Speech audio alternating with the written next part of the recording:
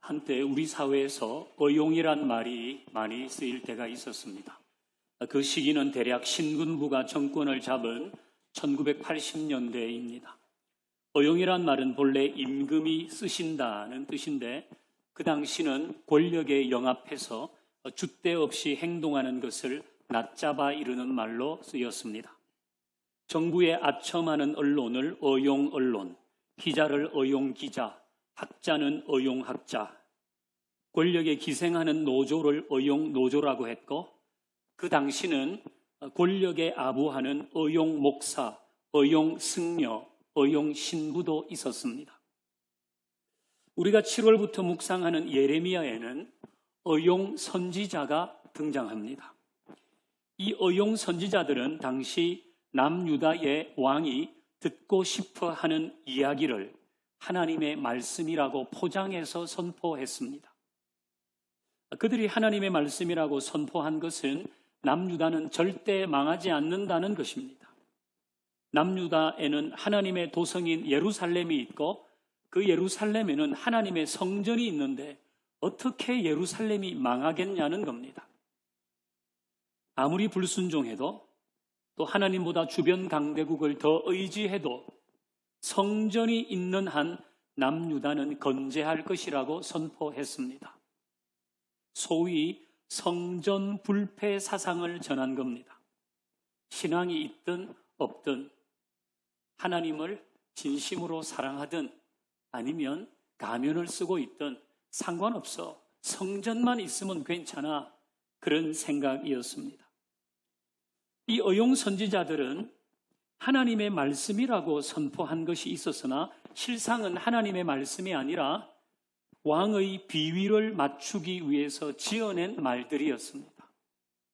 그래서 어용 선지자들은 권력의 비호 아래 호사를 누리며 살았습니다. 이에 반해 예레미야 선지자는 남유다가 하나님을 버리면 하나님도 미련 없이 남유다를 버릴 것이라고 선포했습니다. 남유다가 성전하는데 하나님은 그 성전도 가차없이 버릴 것이라고 했습니다. 남유다가 하나님보다 주변 강대국을 더 의지하면 하나님은 유다와 함께 그 주변 강대국도 멸할 것이라고 하셨습니다. 남유다 왕이 기분이 좋았겠습니까? 그래서 예레미야는 당시의 공권력에 의해 많은 고초를 겪었습니다. 오늘 본문에는 이런 일로 예레미야와 비슷한 고초를 겪은 사람이 나옵니다. 20절을 같이 읽어봅니다. 20절 시작. 또 여호와의 이름으로 예언한 사람이 있었는데 곧 기앗 여아림의 스마야의 아들 우리아라. 그가 예레미야의 모든 말과 같이 이 성과 이 땅에 경고하여 예언하매. 아멘. 자, 우리아라는 선지자가 있었는데 예레미야처럼 말했다는 거예요. 예레미야의 모든 말과 같이 이 성과 이 땅에 대해서 경고했다. 그 예루살렘은 망한다. 그 얘기를 했다는 겁니다. 자, 이때의 남유다의 왕이 여호야김이었는데 여호야김은 어떻게 반응했을까요? 우리 다음 구절 또 같이 읽어봅니다. 시작.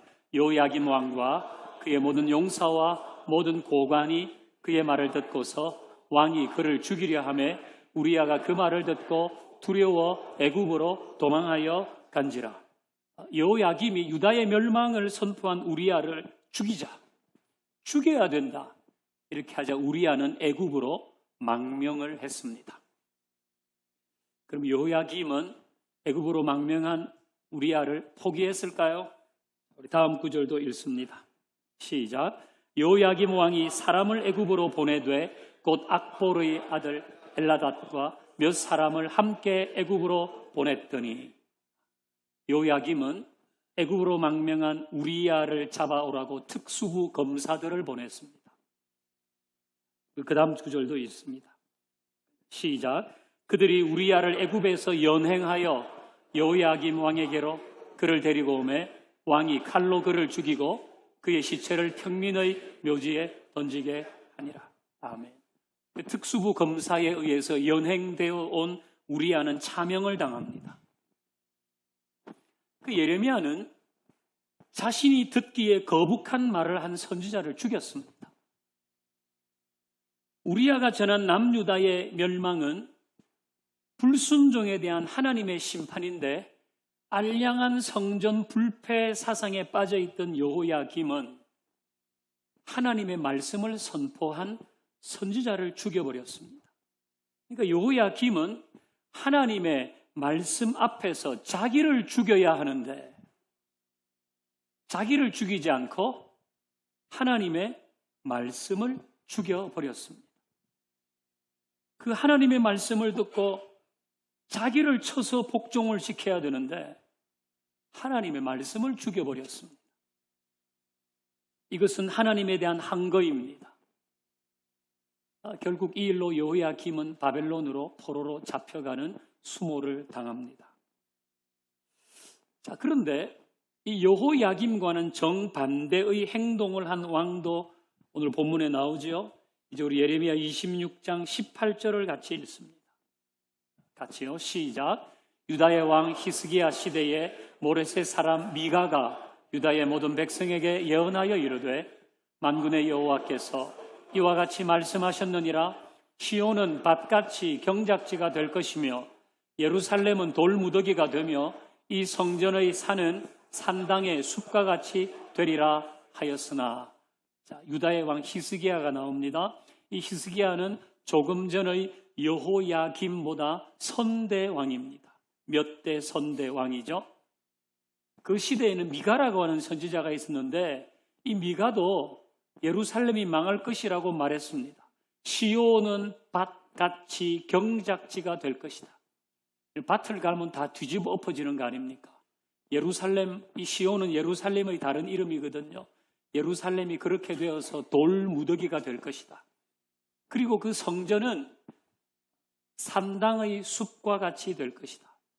성전이 있기 전에 사람들은 산당에서 하나님께 제사를 드렸는데 성전이 있고 나서부터 산당은 폐허가 되었거든요. 그러니까 이 얘기는 예루살렘은 망하고 성전도 폐허가 될 것이다. 그런 이야기를 미가라고 하는 선지자가 히스기야 왕에게 했다는 겁니다. 히스기야는 어떻게 반응했을까요? 그 다음 구절 26장 19절 봅니다. 시작. 유다의 왕 히스기야와 모든 유다가 그를 죽였느냐? 히스기야가 여호와를 두려워하여 여호와께 간구하며 여호와께서 그들에게 선언한 재앙에 대하여 뜻을 돌이키지 아니하셨느냐? 아멘. 예루살렘 성전이 망할 것이라는 선지자의 선포를 들은 히스기야는 미가를 죽이기는커녕 그 말씀 앞에서 자기를 죽였습니다. 히스기야는 심판의 말씀을 듣고 그 말씀을 품었습니다. 여러분, 멸망을 선고받는 것은 고통스러운 거잖아요. 우리 중에 그 누구라도 불치병을 선고받으면 그건 참 힘든 겁니다. 히스기야도 멸망을 선고받는 것이 고통스러웠을 겁니다. 자신이 다스리고 있는 나라가 다 망한다. 그는 부인하고 싶었을 겁니다. 아니야, 그럴 리가 없어. 여기는 성전이 있는데. 그러나 히스기야는 그 말씀을 품고 하나님을 맞서려는 자기를 죽이고 하나님의 자비를 입었습니다. 하나님의 말씀을 품고 자기를 죽였단 말이에요. 자, 여호야김과 히스기야와 같은 반응은 성경의 역사 속에서 반복됩니다. 우리가 지난달 묵상했던 사도행전에도 나오죠. 사도들이 너희가 죽인 예수를 하나님이 살리셔서 주와 그리스도가 되게 하셨다, 이 얘기를 선포했습니다. 그러자 한쪽에서는 가슴을 치면서 우리가 어찌할꼬 그렇게 회개했다고 했어요. 그런데 똑같은 말씀을 들은 한쪽 부류는 이를 갈면서 사도를 죽이려고 했습니다. 이런 일은 현대교회에서도 일어납니다. 전 세계적으로 일어나고 있습니다. 매주 수억 명의 사람이 하나님의 말씀을 들어요. 그 현장에는 여호야김처럼 선포되는 말씀을 자기 마음대로 취사 선택하는 교인도 있습니다. 축복과 긍정의 메시지는 흡수하고 자기에게 아픔을 주고 부담스러운 말씀은 뱉어내는 겁니다. 하지만 그 현장에는 히스기야처럼 선포되는 하나님의 말씀을 그대로 받는 교인도 있습니다. 축복과 긍정의 메시지도 받지만 부담과 아픔을 주는 메시지도 품고 가는 겁니다. 저는 우리가 다 히스기야처럼 말씀 앞에서 반응하면 좋겠습니다. 히스기야처럼 반응하는 것, 그것이 우리가 서야 할 자리이죠. 나를 찌르는 말씀도 품는 겁니다. 나에게 부담이 되는 말씀도 품는 겁니다. 고민하면서 품고 아파하면서 품고 가는 것입니다. 그럴 때에 그 말씀이 나를 변화시킵니다. 나를 찌르는 말씀이라도 그걸 품고 갈 때 그 말씀이 나를 바꾸는 거예요. 그래야 그 말씀이 나를 바꿔요. 그리고 결국은 그 말씀이 내 인생을 아름답게 만드는 겁니다. 여러분은 다 진주가 만들어지는 과정을 알고 계시죠? 예나 지금이나 진주는 여성들이 사랑하는 보석입니다. 근데 이 진주는 원석을 가공하지 않잖아요. 원석을 가공하지 않는 유일한 보석이 진주라고 하네요. 그냥 그대로 진주 조개에서 빼서 그대로 쓰잖아요. 자, 진주는 이 진주 조개와 같은 어패류 속으로 이물질이 들어와서 만들어지는 거 아닙니까? 모래 같은 것. 이물질이 들어오면 그 조개살을 찌르잖아요. 그러면 그 약한 조개살이 액체를 이제 내고 그 액체가 굳어져서 진주가 된다는 거 아닙니까? 그러니까 진주 조개의 입장에서 그 모래를 품고 있는 것은 아픔이지만 그 아픔이 결국은 진주를 만든다는 겁니다. 우리가 나를 찌르는 하나님의 말씀, 나를 불편하게 하는 하나님의 말씀을 품고 가야 하는 이유도 여기에 있습니다. 품을 때에 그 말씀이 보석이 되기 때문이죠. 품을 때 그 말씀이 결국은 나를 귀하게 만드는 겁니다. 그냥 내 자아대로, 내 욕심대로, 내 기질대로 막 살려고 하는 나를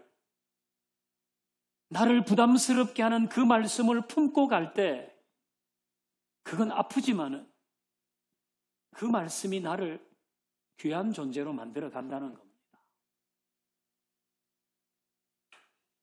우리는 예수님이 하신 말씀 중에서 그냥 듣고 가면 별거 아닌데 그걸 좀 곱씹어 생각하면 엄청나게 부담스럽게 하는 말씀이 많다는 걸 알게 됩니다. 원수를 사랑하라.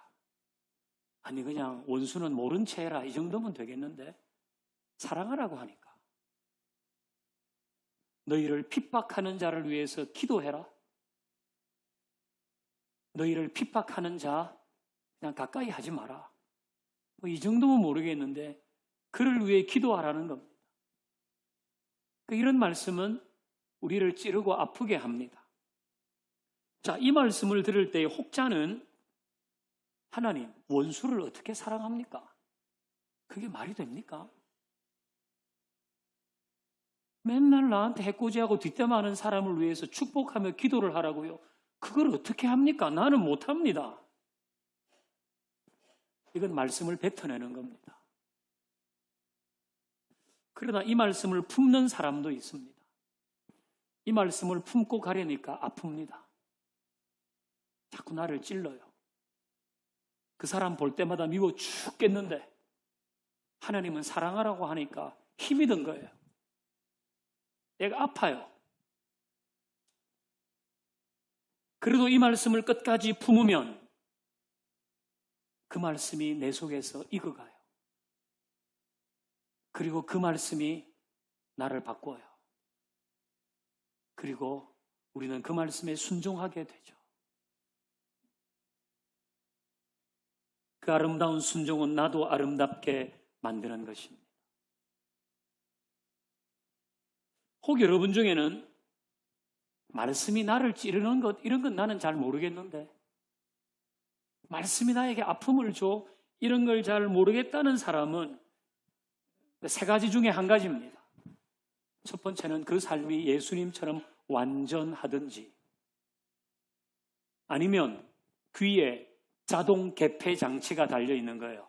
이게 딱 달려 있어가지고 듣고 싶을 때는 딱 열려요. 약간 부담스러우면 바로 닫혀요. 아니면 성경에 나오듯이 양심이 화인 맞은 겁니다. 양심이 죽은 겁니다.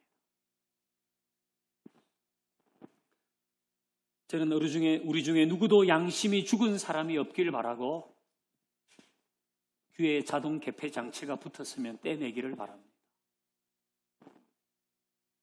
그래서 말씀을 취사 선택하지 않고 말씀을 들을 때 찔림도 함께 받기를 바랍니다. 죽은 사람은 말이 없잖아요. 죽은 사람은 아픔도 몰라요. 아무리 찔러보세요. 아파하지 않아요. 죽어서 그래요. 우리 피부가 문제가 있어서 고사되기 시작하잖아요. 아무리 찔러봐야 뜨거운 물에 담궈도 아픔을 몰라요. 죽었기 때문에. 죽으면 말씀에 대한 부담이 없어요. 그러나 내가 건강하고 내가 살아있다면 아픔을 느끼는 거예요. 오늘 설교의 제목은 말씀이 아픔을 주거든 뱉지 말고 품고 가라입니다. 말씀이 아픔을 주거든 뱉지 말고 품고 가라는 겁니다. 여러분을 불편하고 아프게 하는 말씀들이 있을 겁니다. 그래서 순종을 자꾸 미루는 것도 있을 겁니다. 정직에 관한 말씀, 심판에 관한 말씀, 재정을 사용하고 11조를 드리고 자기 십자가를 지고 낮아지고 헌신하고 용서하고 사랑하고 시기하고 질투하지 않고 빛과 소금으로 살고 등등. 그것이 무엇이든 그 말씀이 나를 불편하게 한다는 이유로 그 말씀을 뱉지 마십시오. 그 말씀을 못 들은 척 하지도 마십시오. 그건 말씀을 죽이는 겁니다. 도리어 나에게 불편함과 아픔을 주는 말씀일수록 그 말씀을 받고 마음에 품고 가십시오. 자꾸 찌를 겁니다. 나를 고소할 것입니다. 내 잘못을 지적할 것입니다. 그러면 아픕니다. 그래도 품고 가야 합니다. 그래야 내가 고쳐지니까. 그래야 그 말씀이 내 삶을 아름답게 만들어 가니까. 우리에게 말씀이 주는 아픔이 있을 때 우리는 뱉지 말고 그 말씀을 품고 가서 그 말씀이 우리를 아름답게 바꾸어 가는 것을 날마다 조금씩 그리고 점점 많이 볼 수 있기를 주의 이름으로 축원합니다. 이렇게 찬양하십시다.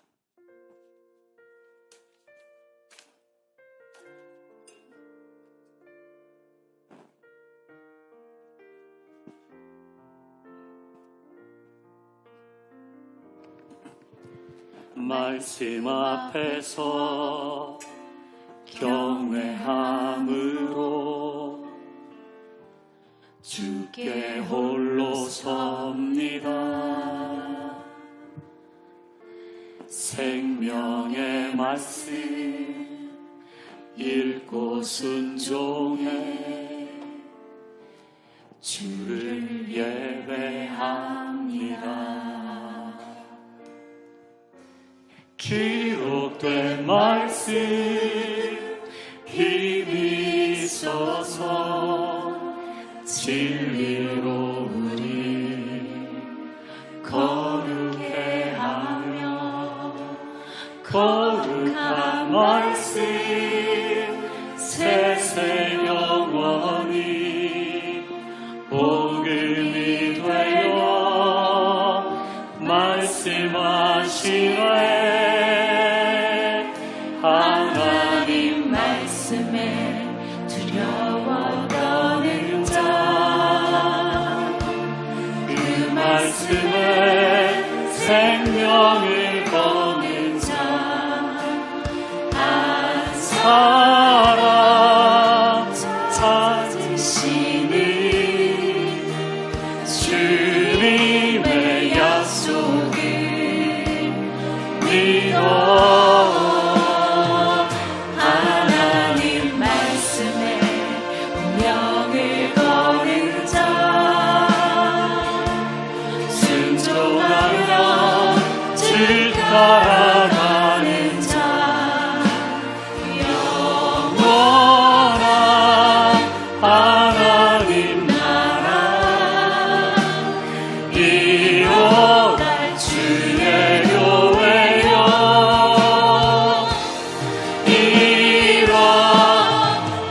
하나님의 말씀에 하나님 말씀에 두려워 떠는 자, 그 말씀에 생명을 거는 자, 그 한 사람 되기를. 찾으시는 할렐루야. 주님의 약속을 믿어. 하나님 말씀에 운명을 거는 자, 순종하며 주 따라가는 자, 영원한 이 영광스러운 길로 함께 갑시다. 이뤄갈 주의 교회여. 우리 두 손을 높이 드십시다. 하나님의 말씀 그 앞에 하나님 말씀에 두려워 떠는 자, 말씀이 아픔을 줄 때 끝까지 품고 가십시다. 그 말씀이 나를 고칠 겁니다. 찾으시니 주님의 약속 더 신뢰하며 약속을 믿어. 하나님 말씀에 운명을 거는 자, 순종하며 주 따라가는 자, 영원한 하나님 나라 이뤄갈 주의 교회여. 우리 다시 한번 고백합니다. 하나님의 말씀 앞에 온전히 서 하나님 말씀에 두려워 우리가 그렇게 하겠습니다. 그 말씀에 생명을 거는 자, 한 사람 찾으시니 주님의 약속을 믿어. 모든 두려움은 내려놓고 하나님 말씀에 운명을 거는 이렇게 살아가십시다. 순종하며 주 따라